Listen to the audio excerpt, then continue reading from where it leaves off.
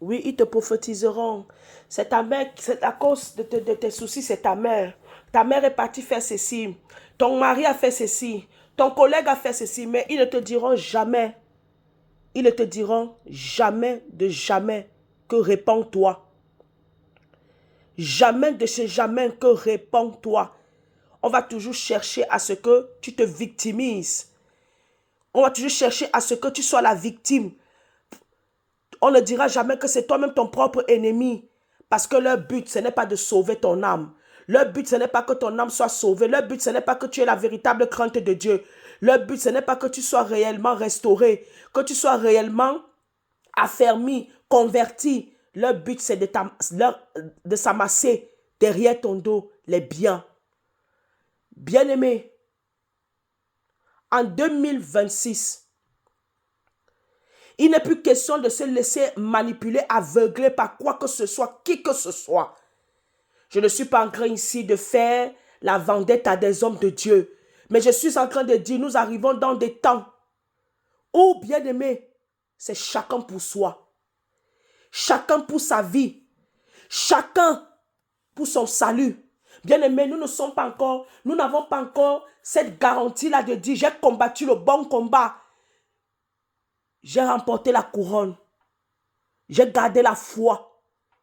Nous sommes en guerre. Nous sommes en guerre. Guerre spirituelle de notre foi. Nous sommes en guerre pour notre élection. Jésus est à la porte. Jésus revient bientôt. Que personne ne te trompe. Que personne ne te manipule. Que personne ne te distrait. Bien-aimé, on est à l'heure où chacun doit ancrer en lui-même et se poser cette question. Et si Jésus reviendrait aujourd'hui, qu'en serait-il de mon sort? Parce que tu peux être à l'église, on prophétise, on balance des thèmes. Toi aussi, tu vas là-bas, tu commences à être comme les autres. Et pourtant, les autres, eux, au fond de leur cœur, ils se sont remis en ordre avec le Seigneur. Ou ils sont en train de se remettre en ordre avec le Seigneur.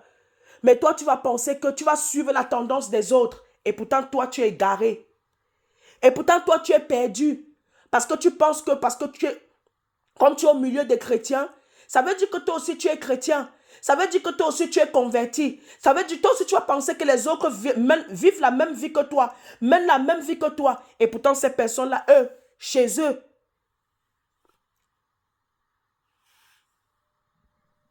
et pourtant, ces personnes-là, chez elles, elles sont soumises au Seigneur. Elles se sont repenties. Elles se sont soumises. Elles ont décidé. Elles ont pris la ferme décision d'abandonner leur péché. Et il y a même ceux-mêmes qui sont comme toi, peut-être comme toi. Elles s'en fichent. Elles suivent la tendance, la mouvance. Elles vivent une vie de façade spirituelle chrétienne. Elles aussi, quand on prophétise, elles disent Amen. Elles vont aussi apporter les offrandes. Ben aimé, on n'achète pas Dieu. On ne corrompt pas Dieu. Dieu n'a pas demandé de l'argent lorsqu'il faut que pour te pardonner les péchés. Dieu n'a pas dit qu'il faut que tu lui donnes de l'argent, une offrande. Si tu lui donnes une offrande, c'est l'offrande de ton corps. C'est de toi-même comme sacrifice vivant. Mais ne crois pas que quand tu vas aller donner à Dieu une offrande d'argent, c'est ça qui va faire que tes péchés seront pardonnés. On n'achète pas Dieu. On ne corrompt pas Dieu. La seule chose qui peut ramener le cœur de Dieu à toi, c'est la repentance. Pas n'importe quelle repentance. La repentance sincère. Une repentance profonde. C'est ça, bien-aimé. Alors ce matin, je veux t'encourager. Avec le peu de temps qui me reste, bien-aimé, qu'en est-il de ta foi? Es-tu réellement converti? Es-tu réellement converti? Marches-tu sincèrement avec le Seigneur? Dieu te connaît-il? Est-ce que Dieu te connaît? Est-ce que toi tu connais Dieu? Qu'en est-il de ta foi? Si Jésus revient aujourd'hui, es-tu certain d'être enlevé? Es-tu certain d'être trouvé bon et fidèle serviteur? Bonne et fidèle servante? Je te laisse avec ça. 2026, ça sera l'année des intimes.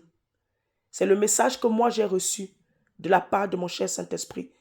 2026, année des intimes de Jésus-Christ. Que Dieu te bénisse abondamment. Paix et grâce au nom suprême de Jésus-Christ. Amen.